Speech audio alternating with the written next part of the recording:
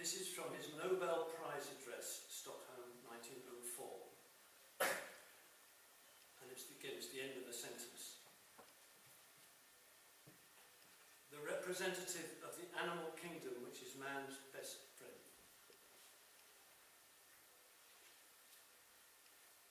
I give you Ivan Petrovich Pavlov. Let's be upstanding, raise our glasses, quaff, and meditate upon this man's renown as fiery gulps of vodka filter down via the esophagus to digestive tract. A place where Pavlov sought his Mr. Fact, but not in human subjects.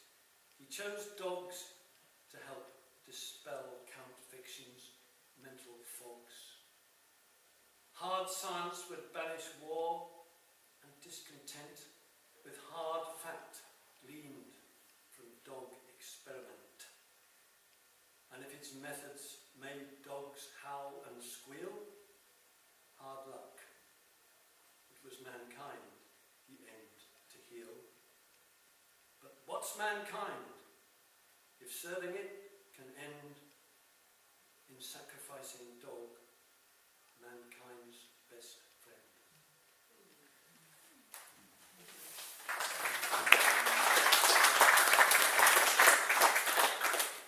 You don't have to answer that question because there isn't one really. Now, what is mankind indeed? A sexist word. Okay, so I had to put a little note in here. Mankind, this was the language of Pavlov, his translators and his times. Indeed, it was mostly men who, in the name of male-dominated science and in order to serve a male-dominated humanity, committed the cruelties alluded to in these poems. There are 4 Pavlov sonnets in here. I've read the first one, and the other ones, they're there. Next I'm going to do life sentence. This is an early poem. I wrote it a long time ago.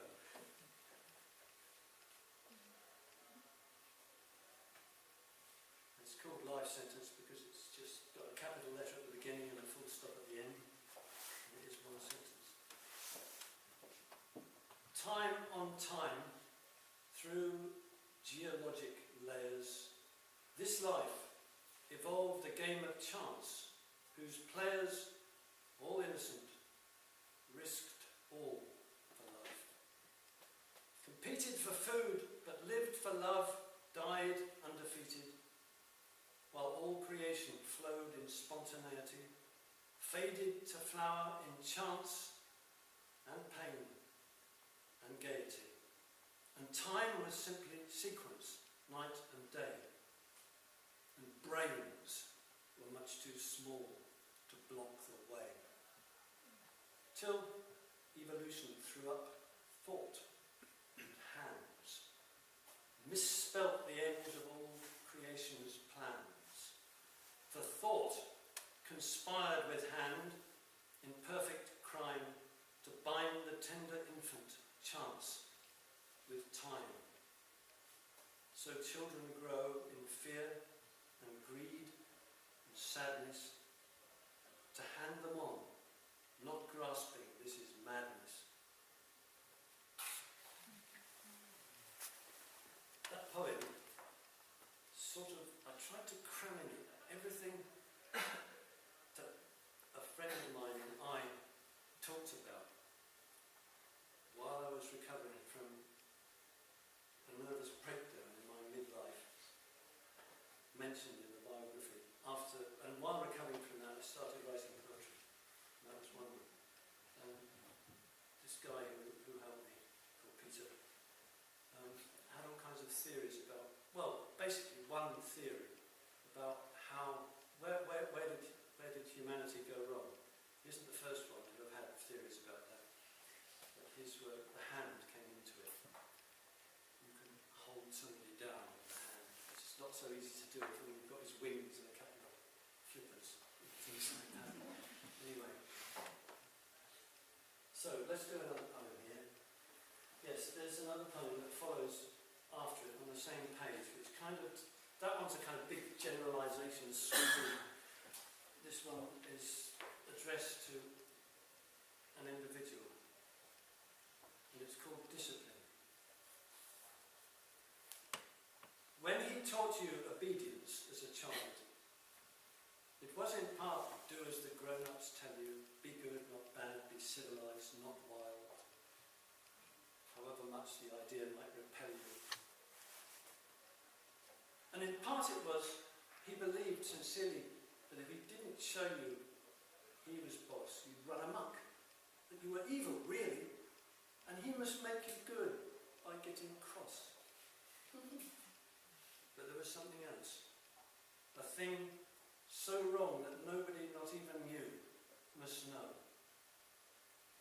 And yet in part, you knew it all along, unconsciously of course, that it would show an absent look, a tendency to blush, an awkwardness not even he could crush.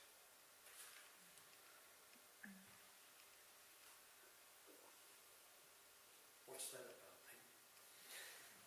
So, what are we going to do now? We'll go on to part 3. This time is running short, and none of these sonnets go on too long. I know that because my partner said it. Part 3. Let's do. Part 3 is where it sort of, it doesn't exactly lighten up, but it kind of, it's about facing things, which is good. However horrible the thing that you've got to face is, if you can face it, then it's kind of, we're getting on equal terms here. You can kind of, you could live, even though there's horrible things. So there's a bit of that in it. And so I'm going to read, what shall I do? Yes, I shall read. I know what I'll do. I'll read this poem about my mum. 45, page 45. This is the only poem I wrote especially for this book, because there was a poem about my dad at the end, but not one about my mum. So this one was inspired by a poem about his mum with the same title, which I heard read in this room at one of those monthly Spokes Remains performance poetry events. First Sunday of every month here, 7:30. It's a good event. If you want to just have a bit of a taste of performance poetry, it's a good place to come. Dean Atter was his bloke, black, dreadlocks I think, lives in London, wrote a poem about his mother after Andre Breton. Andre Breton wrote a poem called Freedom and Love, which I assumed was about his mother, but when I found the poem, it's about his wife. And it's really a very sexy poem, so it's a bit complicated. This Dean Atter's poem was purely about his mum, who he still lives with, quite happily. He's gay, openly gay, lives with his mum. Doesn't seem to be a problem there. She cooks and does various things. He's obviously very fond of her. No problem. So I thought I'd use that. So there's Freedom of Love after Dean Atter, after Andre Breton. A long way after.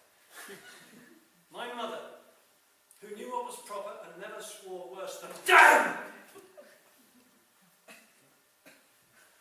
Who drove a Rover, and never had to worry about money, who could laugh until the tears came at absurd or merely funny, who gardened, knitted jumpers and made cushions and jam.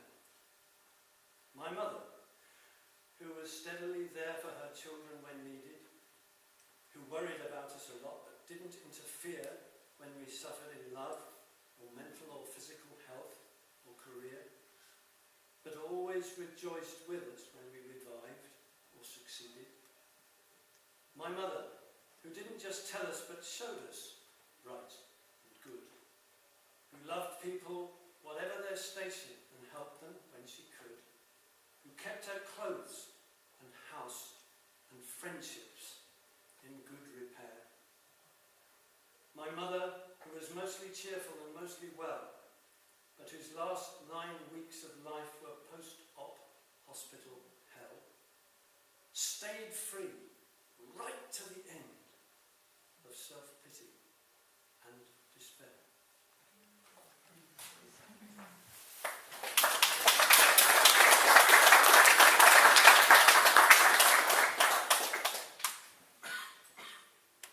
Consider this cat.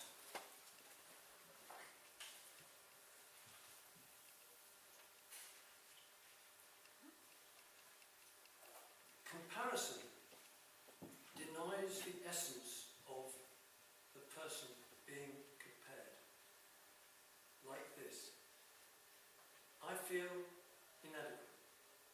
Asked why, I say I'd love to have that man's ability to reel off facts and figures, this man's sense of humour, that man's sexual prowess, this man's skill in juggling 5 cheese rolls with one satsuma balancing on his chin. But we can't will the way we want to be. The truth is this, and what we think we've got to be is that. This unambitious cat is just a cat, yet lives in undivided consciousness. He's got the thing we're after, there's no doubt. Yet we, who have the brains, can't work it out.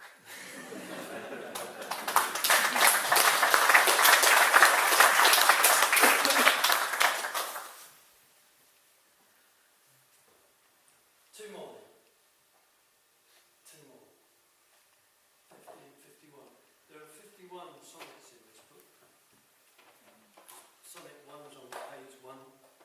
Sonnet 51 is on page 51. There's 1 sonnet per page. Except that's not quite true, because 1 poem consists of 2 stanzas, 2 sonnet-shaped stanzas, and another couplet at the end. So it's nice not to have it too uniform. Okay, so I'm going to do the last 2 poems in the book. The penultimate page in the book doesn't have the word, the letters, doesn't have 50 on it. I don't know what happens to it. It's strange. All the books are the same. I've checked them. Not all of them, but I've checked a few. Anyway, it's alright. It's a small thing. Yeah, okay, you can have your money back. Okay, so simplicity. This one's called Simplicity. It's nowhere near being a love poem, but it probably gets closer to being a love poem than most of the other poems in the book. Simplicity. Wherever here, whenever now may be, where he is now is the testing ground for all suggestion, guess, belief, philosophy. However loud the past and elsewhere call, where he is now is any human mind. Its hand, its eye and ear, its nose and tongue.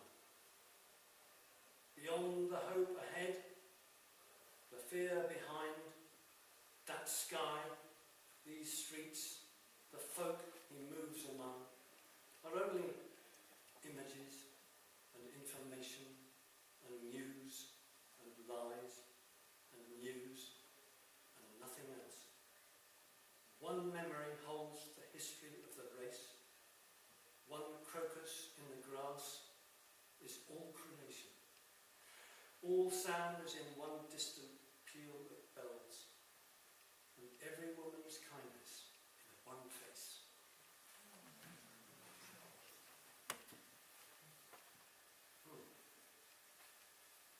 It's interesting.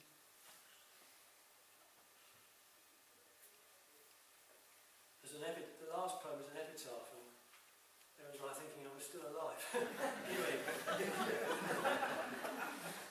perhaps it's somebody else's epitaph. Or perhaps it's me writing my epitaph for when I eventually die, because nobody lives forever. Anyway, epitaph. Anyway. One night, he dreamt that he let go the raft, fashioned from knobbly logs of memory, lashed together with vain hopes fore and aft, that kept him buoyed upon this queasy sea. He dreamt of letting go and sinking, faster, deeper, far into unplumbed mystery, smooth and cool as milk, empty as hunger, vaster than a cathedral, elusive as the truth. Look with a start. still clinging on somehow. Years passed, till finally the clumsy bloke he was let go for real. Where is he now? Posterity must flounder on alone. Sorry, I'll read that again. Posterity must flounder on without him. His raft and body both went up in smoke. There's nothing more I want to say about him.